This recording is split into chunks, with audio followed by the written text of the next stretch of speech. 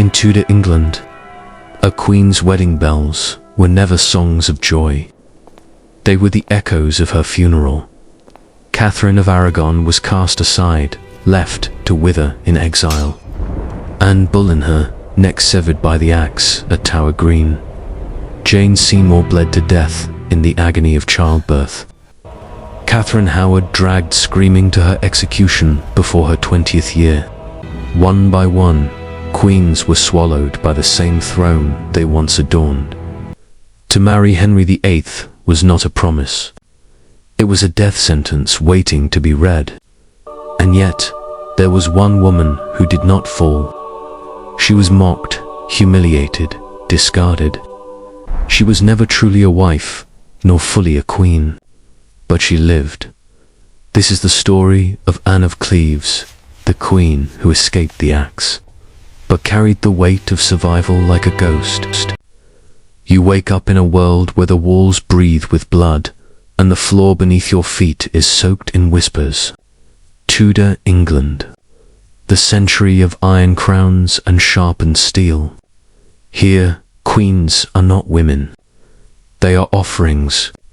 Their beauty is weighed like coins, their silence tested like a blade.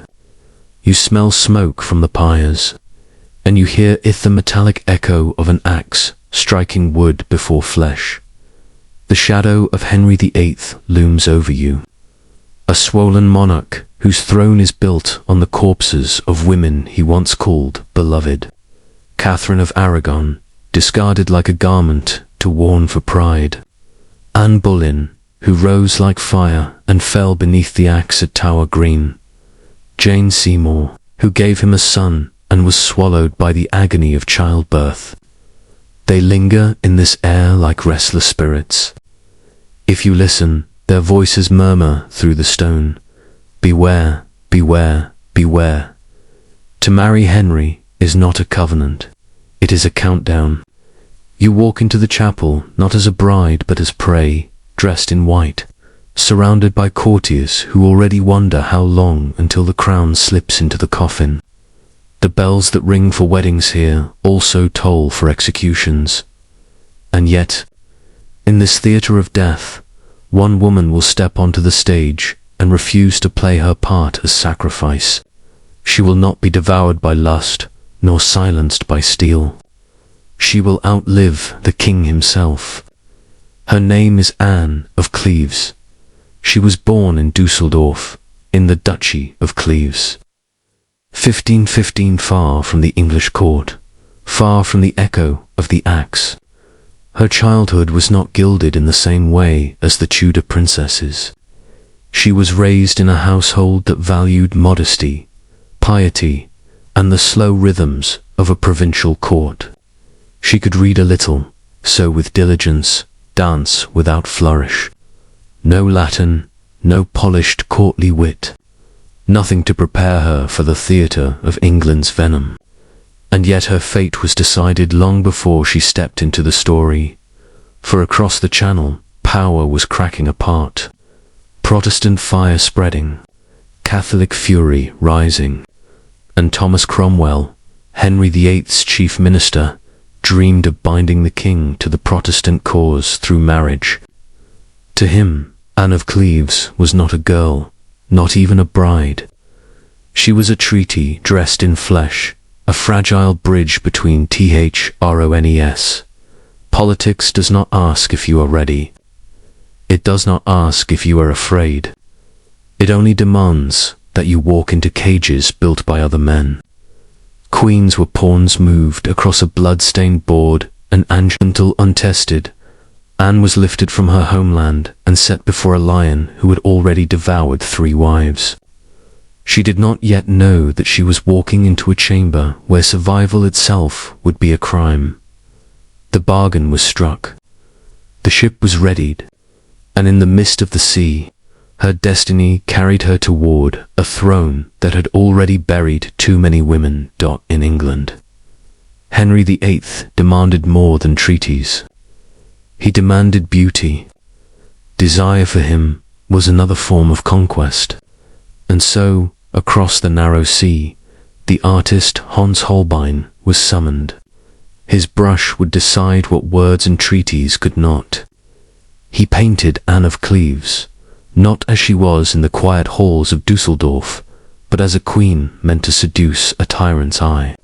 Smooth skin, delicate hands, the suggestion of virtue woven into fabric and frame. A portrait, not a person, but portraits lie. They freeze a moment that never breathes, and they strip the soul from flesh. Holbein flattened it into symmetry and silence, a canvas designed to tempt a king who measured women like cattle. Henry saw the painting and declared himself smitten without having heard her voice, without having looked into her living eyes. The grotesque irony. Anne never asked to be beautiful for a king. Her worth was never hers to decide. In the corridors of power, a woman could be undone by a shadow on canvas, exalted or destroyed by the way a brush captured her nose, her lips, her posture. In this world, survival could hinge on how a man interpreted paint, and so the deception travelled across borders, sealed with wax, delivered into Henry's hands. When the canvas unfurled before him, he believed he saw promise. What he would find instead was disappointment sharp enough to kill reputations and nearly Anne herself. It was January 1539 when Anne of Cleves arrived at Rochester, weary from the winter journey, unaware that her first test was already underway. Henry, swollen with vanity, loved the masquerade of chivalric romance. He dressed himself in disguise, imagining that like the knights of old, he would reveal his identity and awaken passion in the heart of his bride-to-be. He entered her chamber unannounced, perfumed with expectation, swollen with pride. Anne did not recognize him. How could she? To her, he was a strange, overbearing man in foreign dress, grasping her awkwardly, pressing himself forward in the name of theatre she had never learnt to play. She bowed politely, restrained, confused. The king, expecting fireworks, found only silence, and in that silence, the seed of disgust took root. Later, Henry spat his judgment into the ears of his courtiers. "I like her not," for words that sealed her humiliation, for words that could have been her death sentence. Imagine the terror arriving in a strange land. Your very body weighed like spoiled fruit, your fate collapsing with a glance. The language barrier was thick, the customs alien, the king's expectations incomprehensible. She had crossed oceans to be a queen, and in a single meeting she was reduced to a burden, a disappointment. The grotesque theatre was over. The nightmare had begun, and yet the marriage could not be undone so easily. The ceremony loomed, and with it, the shadow of a bed she could never escape. January 6th, 1540. The chapel was filled with incense and exhortation, but beneath the hymns, silence coiled like a serpent. Anne of Cleves became Queen of England, her crown pressed heavy upon a head that did not yet know its price. The vows were spoken, the rings exchanged, the court cheered. And then night fell, and with it came the truest test of queenship, the bed. Henry lay beside her, swollen with age, tormented by ulcers, his pride wounded from the moment he first saw her face. He touched her not with hunger but with revulsion, later sneering to his confidants that her body was loose, her skin sagging, her scent unclean. None of it was truth, was the cruelty of a man who measured women as mirrors of his own power. He blamed Thomas Cromwell for binding him to what he called a Flanders mare, reducing Anne to livestock, to a jest whispered behind velvet curtains. For Anne, the bedchamber became a prison without bars. No axe swung above her neck, no scaffold rose beneath her feet. Instead, shame suffocated slowly, invisibly. To be a wife unwanted was to die daily, stripped not of breath, but of dignity. She was alive, but each night reminded her that survival could be as sharp as steel, and yet the court would soon learn that humiliation is a weapon as deadly as the axe itself. It did not take long for Henry's disgust to leave the walls of the bedchamber and seep into the halls of court. Whispers spread like plague whispers Henry himself had planted. He confided to his physicians, to his favoured courtiers, to anyone who would listen, that his new queen repelled him, that the marriage had not been consummated. He mocked her body as if it were a diplomatic failure, as though her skin itself had betrayed the kingdom. Anne Boleyn had been accused of treason, of adultery, of witchcraft sins sharpened into charges that ended in execution. But Anne of Cleves, her crime was ugliness, her sentence humiliation. Where steel silenced the other wives, ridicule gnawed at Anne slowly, day by day, until her very presence was a joke in the corridors of Whitehall in Tudor England. A woman's worth was not her mind, not her voice, but her body valued only as a vessel for beauty and heirs. Once that body was scorned, she became disposable, a pawn that could be shuffled off the board without blood, yet not without cruelty. Henry made her shame into spectacle, reminding all that kings could remake truth with words alone, and for every sneer was a blade, every laugh a scaffold. Death might have been swifter. Instead, she endured a slower execution, carried out not by axe, but by ridicule sharpened into ritual. But the king's cruelty would not end with her. Another would soon pay the ultimate price for this bargain gone wrong. July 1540, the axe fell again, and this time it was not a queen who knelt, but the architect of queens. Thomas Cromwell, the man who had risen from nothing, who had torn down monasteries, who had brokered Anne's marriage as though she were parchment in his ledger, was dragged to Tower Hill. His enemies, long, patient, rejoiced. His head struck the block, and with a single swing his genius and ambition spilled into the dirt. The court understood the message. Clearly, someone had to pay for Henry's humiliation. Cromwell became the sacrifice. The man who brought Anne of Cleves to England was condemned, while the woman herself remained untouched. Blood stained the bargain, but it was not hers. The bargain, but it was not hers. Here lies the cruel paradox. Queens before Anne had been devoured when they failed Anne Boleyn for her ambition, Catherine of Aragon for her defiance. Yet Anne of Cleves, who brought only disappointment, survived. The courtiers whispered, "Why?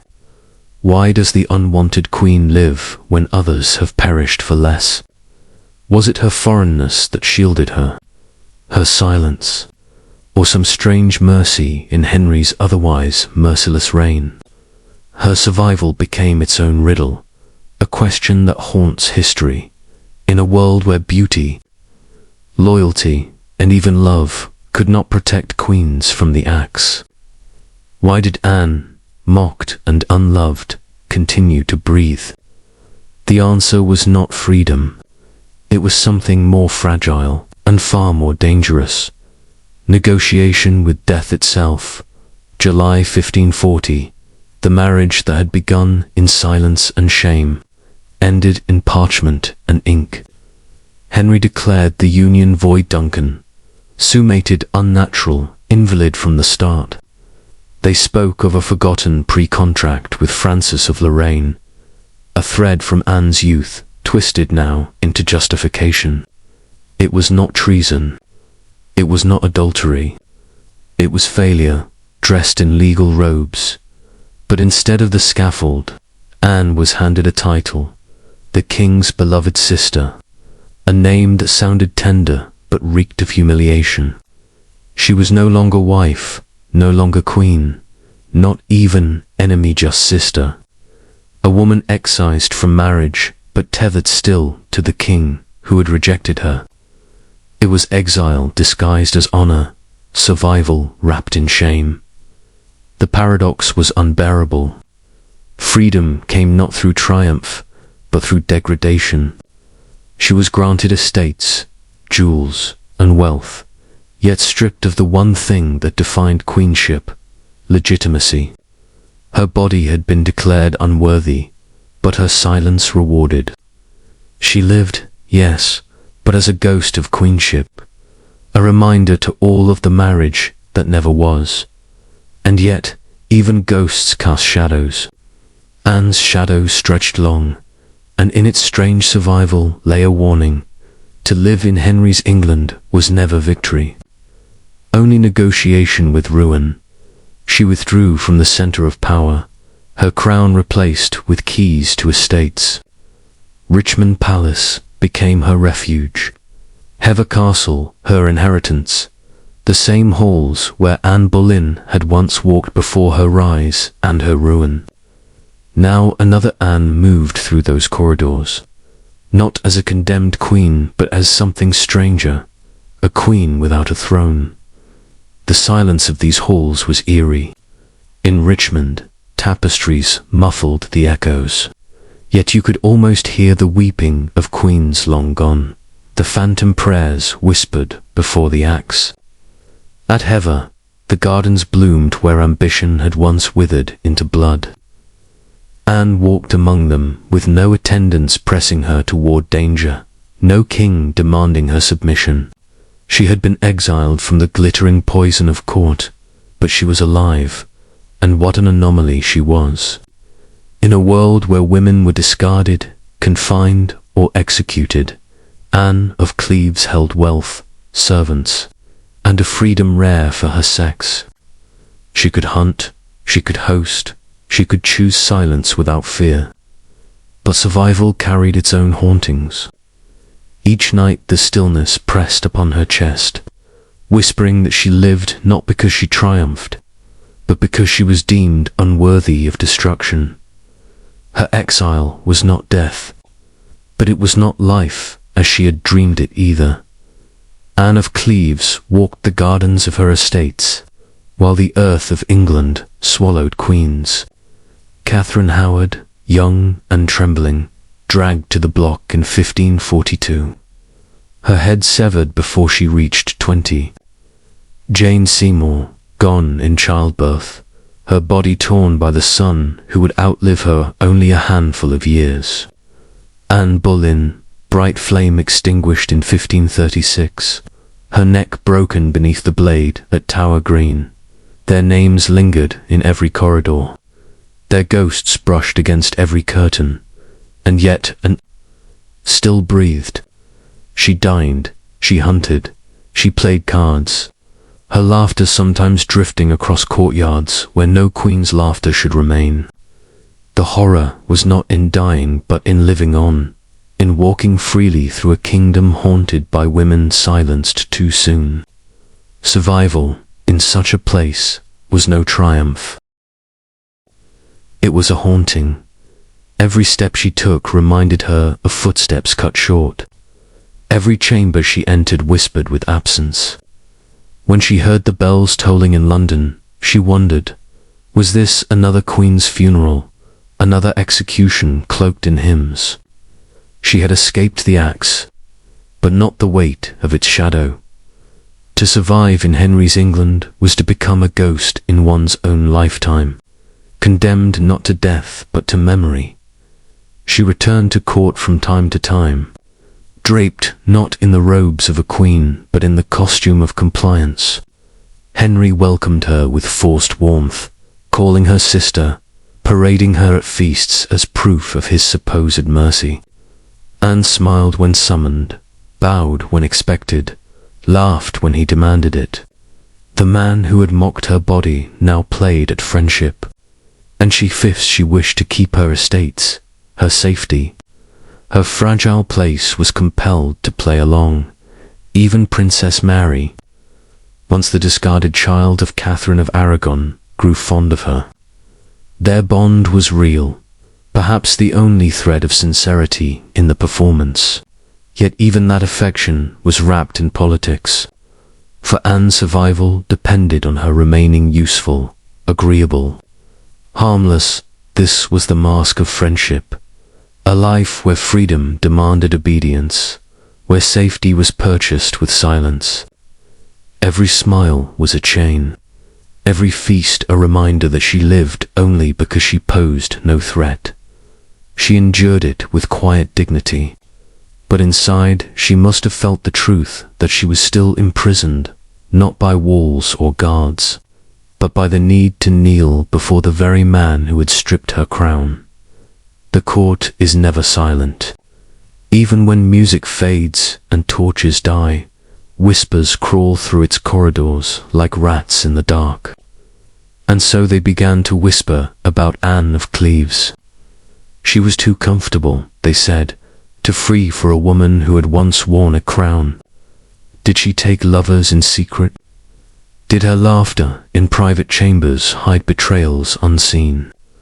To live near power was to live under suspicion, and Anne, though dismissed as unworthy by Henry, was still watched. Always watched, as she could never be entirely invisible. Her estates, her title as beloved sister, her very survival made her a figure of curiosity. The danger was not in guilt, but in perception. In Tudor England, rumour was poison that killed as surely as the axe. Even innocence could become crime if the wrong ears carried it to the king. Anne learned the art of silence. She spoke little, revealed nothing, moved cautiously. No reckless passion, no careless words. Where Anne Boleyn had burned with brilliance, and Catherine Howard had danced into ruin, Anne of Cleves became shadow, neither flame nor song. Only presence without threat. Survival here was not life. It was erasure. To live meant to vanish into obedience, to breathe so quietly that even rumour might lose interest. She watched from the edges, a ghost among the living, as the wheel of Henry's cruelty turned again. Catherine Howard, young, reckless, barely more than a child, accused of adultery. Anne knew the pattern. Rumours swelling into charges, charges swelling into execution. February 1542, the Tower claimed another queen. Catherine's head fell, her body discarded. The court trembled, but Anne still walked free. Then came Catherine Parr, clever and cautious, who nearly met the same fate. Accused of heresy, she escaped only by kneeling before Henry, rehearsing humility until her words disarmed his fury. Anne must have watched with dread, remembering the feel of that same shadow pressing down upon her. Even Princess Elizabeth, daughter of Anne Boleyn, carried loneliness like a shroud. Whispers painted her as her mother's echo, too clever, too dangerous. Anne, once mocked as plain and forgettable, now seemed almost safe by contrast. Her invisibility was her shield. But what kind of shield was this? To endure while others bled was not triumph, it was torment. Every death etched itself upon her memory, each queen's ghost whispering through the silence of her chambers. Survivor's guilt is its own execution, drawn out over years, cutting not the neck but the soul. Anne lived, and for that she was haunted. The lion rotted in his den. Henry VIII, once the towering monarch who bent nations to his will, lay in his bed at Whitehall, consumed by his own flesh. His body was a ruin ulcer's weeping, legs swollen and black, the stench of decay so foul it choked even his physicians. The king, who had severed heads with cold command, now begged for breath, his crown slipping into the grave with him. For Anne of Cleves, the news must have carried a paradoxical weight. Release because the man who mocked and humiliated her was gone. Risked because his shadow, heavy as it had been, had also shielded her from rivals and suspicion. Without Henry, what was she? No queen, no wife, only an exile granted comfort by a dead man's whim. The court turned quickly, eyes fixed on young Edward VI, Henry's son by Jane Seymour. New factions rose, old alliances collapsed. Anne, once a treaty in flesh, now stood as a relic of a past no one wished to remember. The king who had shaped her fate was gone, but the silence he left behind was not safety, it was uncertainty. Freedom had come again, wrapped in mourning, and with it the creeping dread of being forgotten altogether. Under Edward VI, the boy king raised by Protestant regents, Anne of Cleves became little more than a shadow in a court that had no place for her. Once she had been a queen, then a beloved sister, but now she was simply a foreign relic, reminder of a marriage that had humiliated a king and cost Thomas Cromwell his life. Her estates, once rich with promise, began to shrink. Grants were taken back, her influence quietly stripped away. Courtiers who once sought her favor no longer visited. The great halls where she had hosted banquets echoed with emptiness. Her servants fewer, her voice rarely heard in the corridors of power. Loneliness pressed on her like a stone. She had survived the axe, survived Henry's cruelty, survived the death of queens, but survival had transformed into obscurity. To fade was its own kind of execution.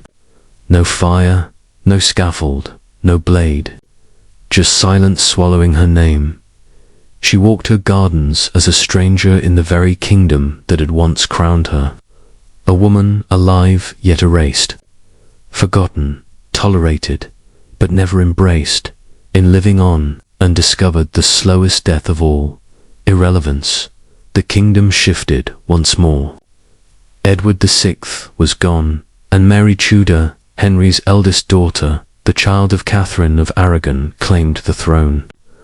London rang with bells of triumph, bonfires lit the streets, and yet behind the flames, shadows lengthened.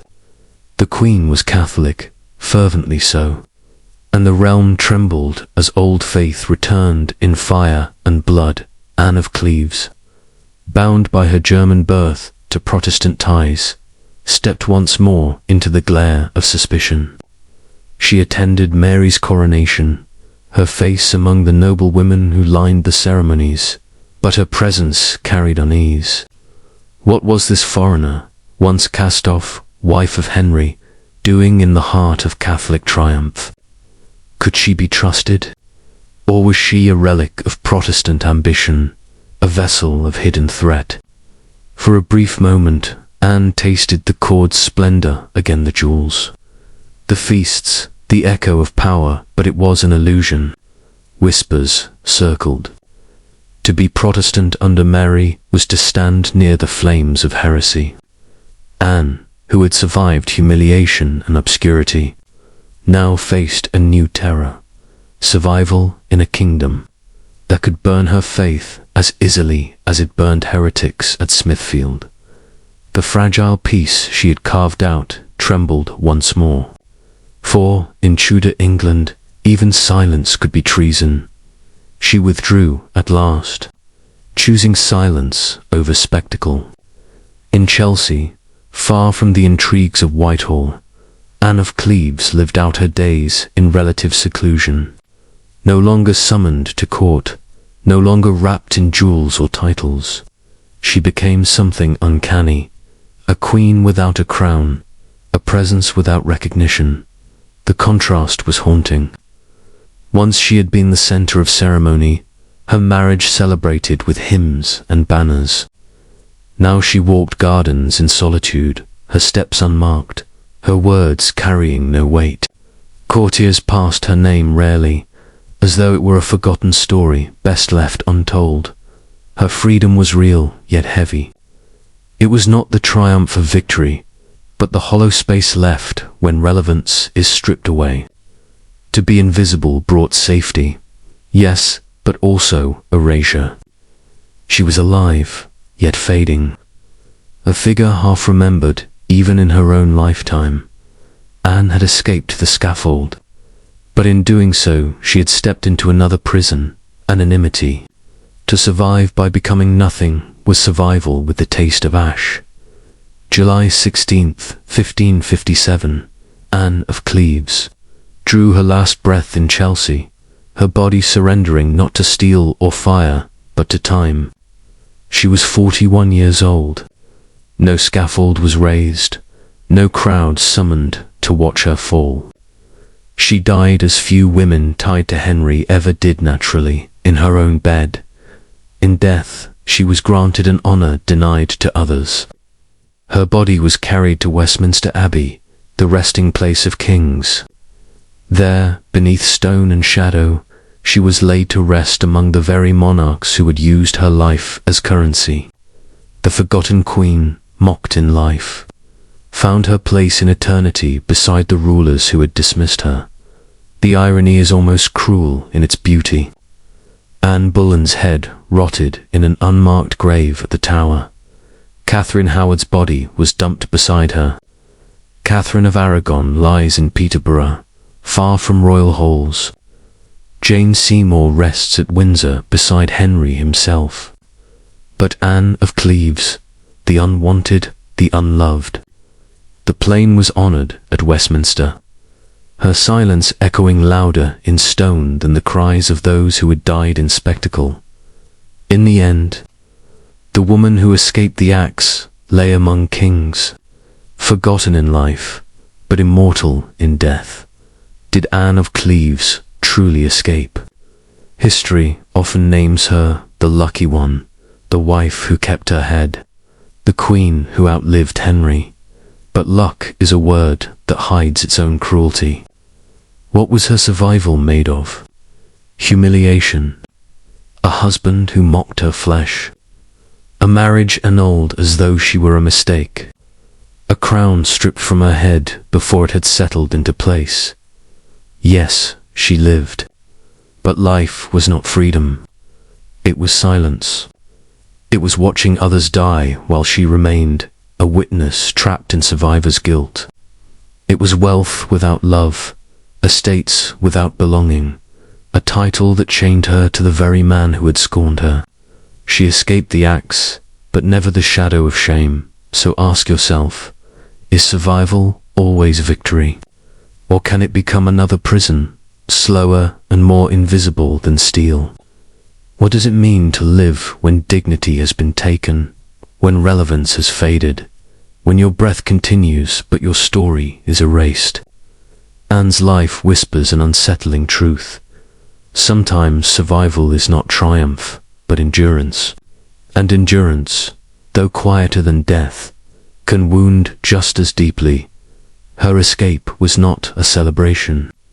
It was a haunting. She lingers still, the shadow in the chronicles of Henry's reign, the wife who did not burn, who did not bleed, who was not consumed by the axe. Anne of Cleves is remembered not for passion, nor for rebellion, nor for beauty, but for something quieter, almost invisible, her patience. She lived where others perished, not because she was adored, but because she learned to endure. History calls her the king's beloved sister, a title that sounds tender but carries the hollow ring of exile. And yet that very exile became her shield. While beauty destroyed Anne Boleyn, while youth betrayed Catherine Howard, while loyalty broke Catherine of Aragon, Anne of Cleves survived by becoming ordinary. She posed no threat. She sparked no desire. She wielded no dangerous brilliance. In a world where women were punished for being extraordinary, her salvation was to be plain. But plainness has its own ghostly power. She haunts us not in spectacle, but in silence, reminding us that survival often belongs not to the bold, but to the unseen. Her greatest crime was that she was unremarkable. Her greatest triumph was that she lived, and so her voice drifts like a whisper through Westminster Abbey.